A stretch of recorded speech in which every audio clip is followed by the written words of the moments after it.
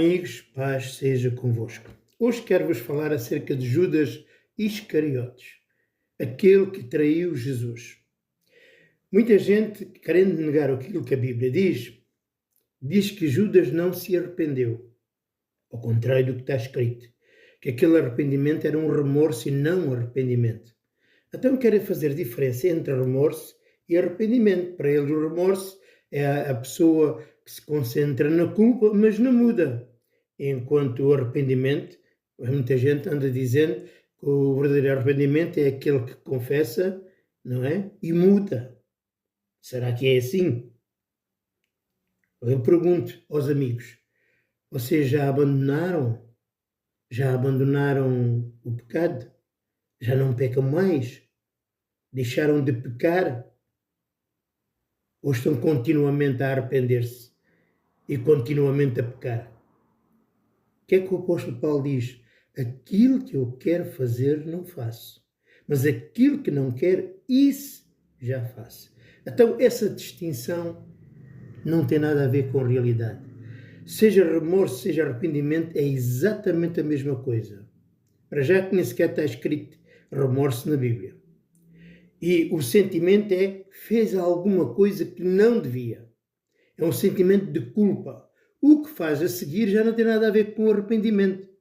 O que faz a seguir é segundo o entendimento. É outra coisa. O arrependimento é um sentimento de culpa que a pessoa fez algo que não queria fazer.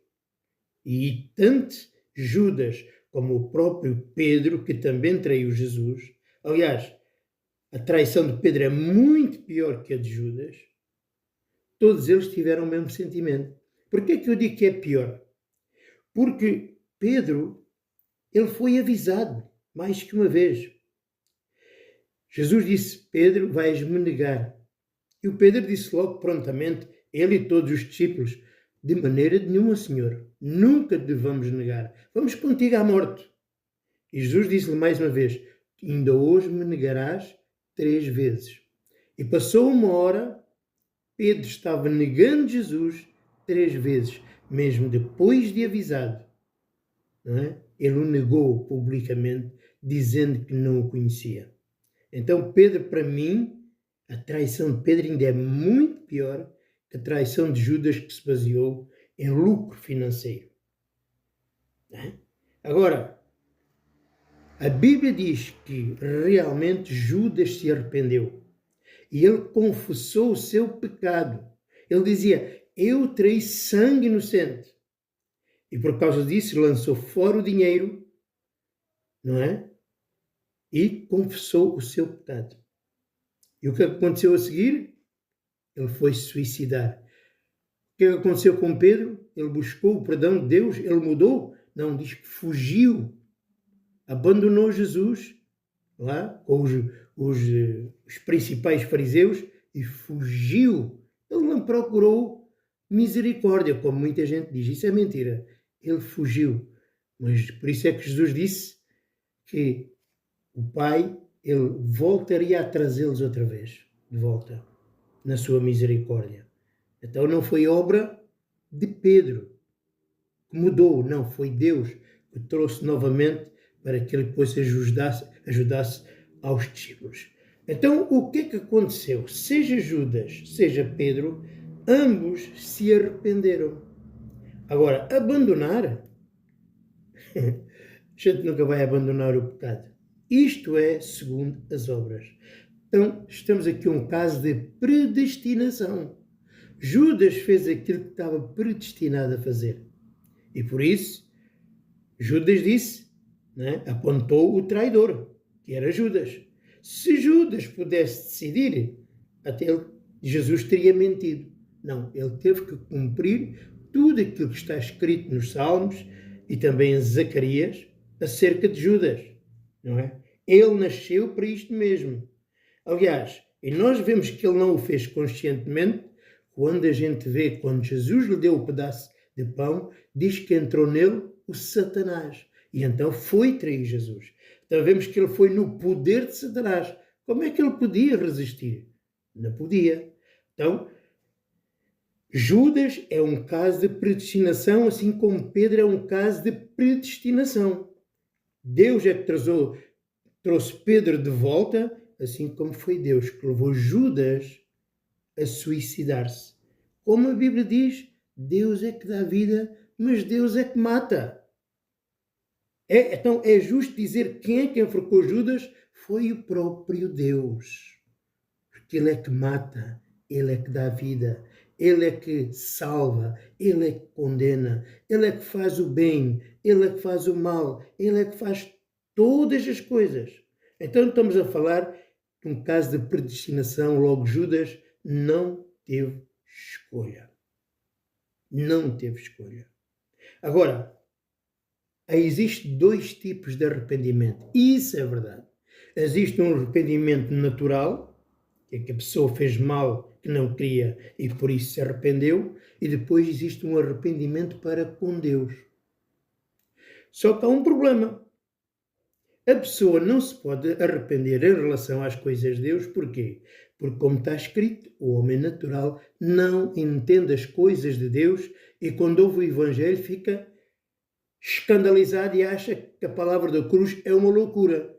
Logo, como é que eu vou escolher Deus? Como é que eu vou me arrepender daquilo que não entendo? Então, para as coisas de Deus, não há arrependimento porque não há entendimento. Para as coisas dos homens, temos a consciência do bem e do mal. A gente fez uma coisa má que não queria fazer, então se arrependeu. Segundo a lei das obras, todos se podem arrepender. Mas segundo a fé, só os escolhidos podem se arrepender. E é por isso que nós vemos dois tipos de pregação.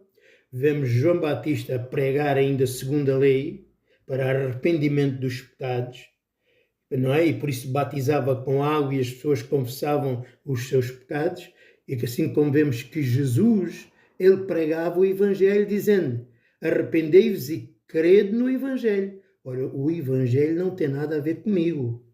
O Evangelho não tem nada a ver com as obras dos homens. O Evangelho é o poder e a justiça de Deus. Então, todo o homem, ele é contrário ao Evangelho sem saber. Só que quando Deus chama, não é? Pela pregação do Evangelho, Deus abre os olhos. Ele que não entendia das coisas de Deus, de repente começa a entender. Então, sim, só depois de Deus lhe dar o dom da fé, o Espírito Santo que o sela para a vida eterna, é o Espírito Santo que lhe abre os olhos para entender as coisas de Deus. Então, primeiro é salvo, primeiro muda, primeiro é transformado e só depois começa a ter consciência das coisas de Deus e só então terá consciência para arrependimento e não antes. Por isso, João Batista chamava para a remissão de pecados, batizando com água, e eles confessavam os seus pecados, mas Cristo, ele dizia, arrependei-vos e crede no Evangelho. E temos o batismo de Cristo, que é o batismo do Espírito Santo, que é ser uma nova criatura. Então, estão a ver a diferença. Então, só quando Deus chamar e abrir os olhos é que o homem terá consciência, não é? De arrependimento para com Deus. Então, quem é que o enforcou? Foi Deus. E muita gente, claro, fica escandalizada com isto. Mas eu quero vos dar outros exemplos de pessoas que Deus não perdoou. Por exemplo, temos o Faraó. Quem conhece bem a história de Faraó, vamos ver que o Faraó, ele se arrependeu pelo menos 3 vezes. E o Faraó, por causa das pragas, dizia, nós somos um povo ímpio, somos maus, vocês são santos, Deus é o Senhor. Perdão, perdoai-nos. E o que é que aconteceu? Sempre que Deus, que Moisés intercedia por Faraó e Deus parava com as pragas, diz a Escritura que Deus endurecia o coração do Faraó para que não deixasse ir o povo de Israel.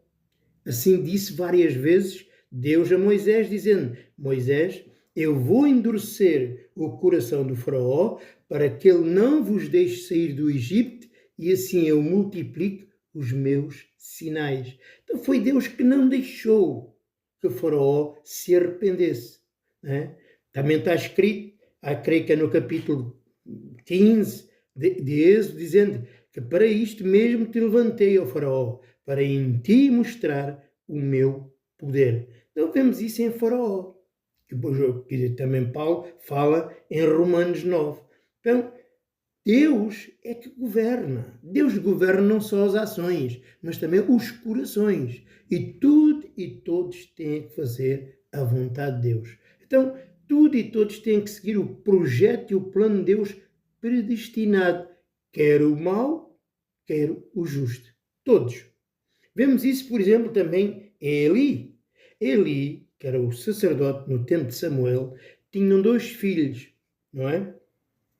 2 filhos que se prostituíam junto ao templo e, por causa disso, o pai, ele chamou-os a atenção que não convinha que eles fizessem isso, não convinha eles pecarem dessa maneira contra o Senhor, não é? Mas diz que eles não deram ouvidos ao seu pai.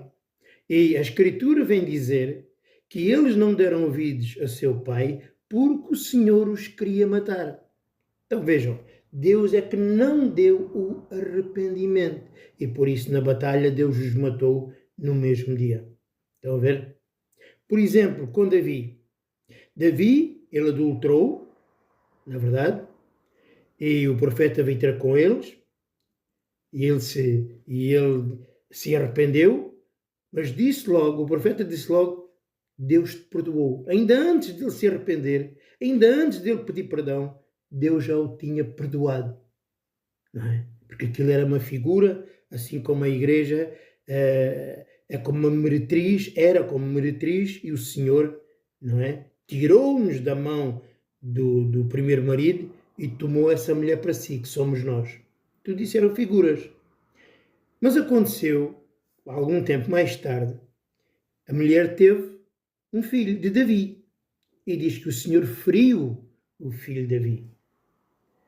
E diz que durante 7 dias Davi buscou o Senhor com jejum, com oração, arrependendo-se, chorando, clamando para que o Senhor poupasse a sua vida. Mas diz que ao 7º dia a criança morreu. Então vejam, Deus não concedeu graça, não é, ao filho de Davi. Não perdoou. E mais uma demonstração que o plano de Deus é que prevalece. É? Vemos isso também quando Jesus falou de Sodoma. Se vocês procurarem em Mateus no capítulo 11, capítulo 11, verso 20 ou 21, começa a falar aí em que Jesus, que onde fez mais milagres foi onde as pessoas não acreditaram nele e não se arrependeram. E Jesus começou a dizer, ai de ti, Corazim e Betsaída, ai de ti, Cafarnaum, que serás lançado no fundo do inferno, porque se tivessem feito em ti estes sinais, aquele povo ter-se arrependido. Agora a gente pergunta a ti, porque é que Deus não fez? Porque é que Deus não fez em Sodoma estes sinais que fez nestas cidades no tempo de Jesus? Porque Deus não queria que os de Sodoma se arrependessem. E onde Deus sabia que não se arrependeriam, foi exatamente onde ele fez sinais. E porquê? Jesus continua a dizer, porque assim te aprove, ó Pai. Porque assim é a vontade de Deus.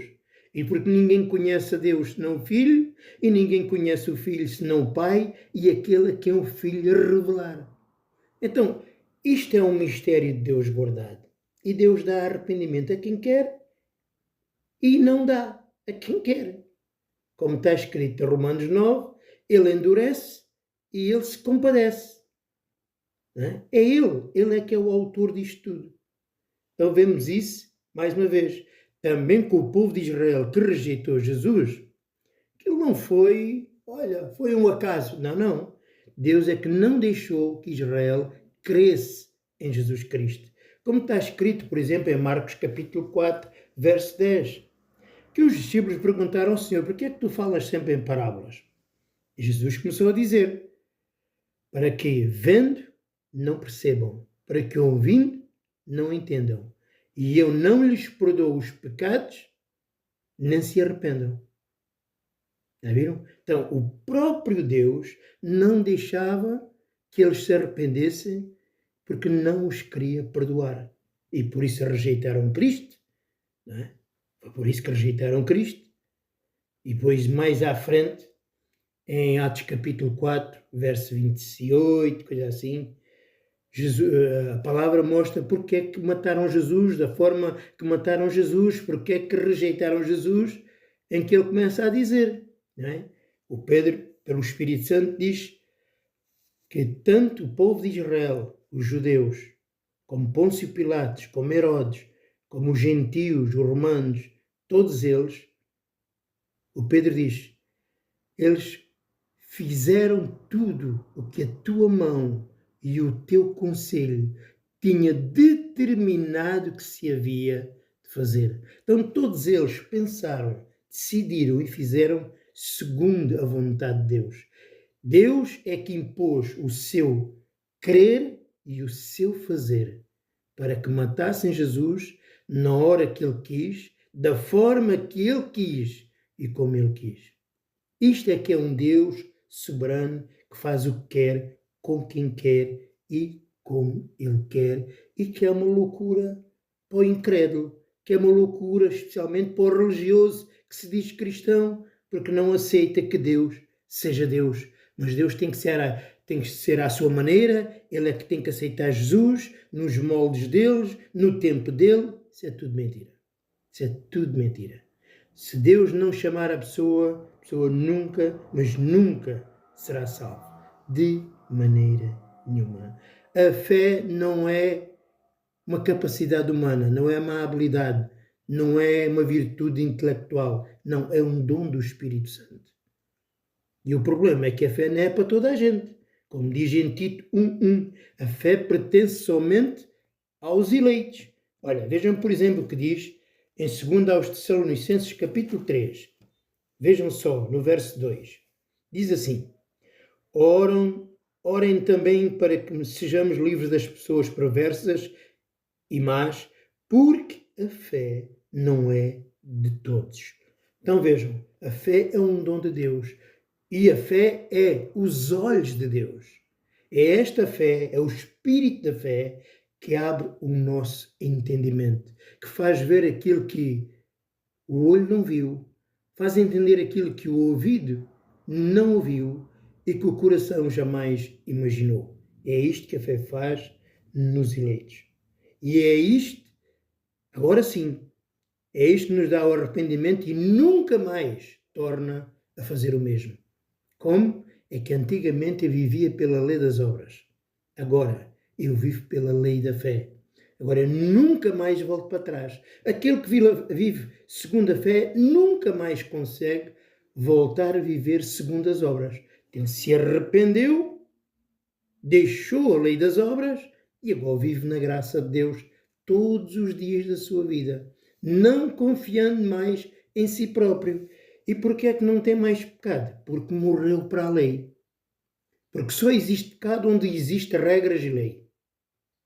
Mas não havendo regras na lei, estamos isentos do pecado. Agora vivemos inteiramente pela fé. E a fé baseia-se não no que eu faço, nem no que eu vou fazer, mas baseia-se naquilo que Cristo fez por mim. Então, morrendo para a lei, morrendo para mim, estou livre da condenação e livre da culpa. É isso que Deus fez na minha vida. Por isso Paulo vem dizer que eu estou morto para a lei a fim de viver para Deus. Agora já não vivo mais eu, mas agora Cristo vive em mim. Eu já não confio mais em mim. Então, meus amigos, tanto Judas como Pedro, tanto o ímpio como o eleito, eles vivem debaixo da predestinação de Deus. Tudo é obras de Deus. O ímpio, na sua cegueira, está seguindo, sem saber a vontade de Deus. O justo, com os olhos abertos, está assistindo, está compreendendo tudo, está sendo aperfeiçoado pela obra de Deus. E como diz Jeremias, no capítulo 10, verso 23, o caminho do homem não está nas suas mãos, nem o dirigir dos seus passos. Então nós somos guiados inteiramente pelo Espírito Santo. Nós, com entendimento e consciência, o ímpio, na morte e na escuridão. Todos estão fazendo a vontade de Deus, assim como o próprio diabo, ele tem que fazer toda a vontade de Deus. Ele virá como o anticristo e fará toda a vontade de Deus. Porque com Deus não há luta. Mas o incrédulo não aceita. Quer sempre valorizar a carne. Então dizem assim, Judas teve remorsos, não teve entendimento. Como se a culpa e a autoria do pecado dele fosse o próprio Judas. Não, foi Deus. Ele é que é o princípio de tudo e de todas as coisas. E são pessoas que rejeitam sempre a soberania de Deus, não querem que Deus seja Deus, querem que Deus esteja sujeito às suas decisões, às suas obras, às suas opções. Essas pessoas não têm qualquer consciência de quem é Deus, de maneira nenhuma. Então, Judas teve escolha? Claro que não. Ele nasceu para isso mesmo. E por isso Jesus dizia claramente em João capítulo 17, na sua oração, nenhum daqueles que me deste, nenhum se perdeu, excepto o filho da perdição, para que se cumprisse a Escritura. Então Judas teve que se perder por quê? Porque estava escrito acerca dele. E para que se cumprisse, foi assim que aconteceu. Deus determinou e as coisas têm que acontecer. Que é da boca do Senhor que sai o bem e o mal. Não é da boca do homem, é da boca do Senhor. Da boca dele, como diz em Lamentações, Jeremias, capítulo 3, é da boca de Deus que sai tanto o bem como o mal. Aquilo que Deus amaldiçoa é maldito, aquilo que Deus abençoa é bendito. Então, bem-aventurado aquele que crê na eleição de Deus, porque esse terá descanso, esse terá paz, sabendo que todas as coisas contribuem para o seu bem. Mas aquele que não crê, grande surpresa que ele vai ter naquele dia. Principalmente essas pessoas que dizem crer em Jesus, mas depois não aceitam que ele seja o soberano e o Senhor de tudo e de todos. Esse é que é o pior. Ok? Deus vos abençoe e até outra oportunidade. Deus a todos.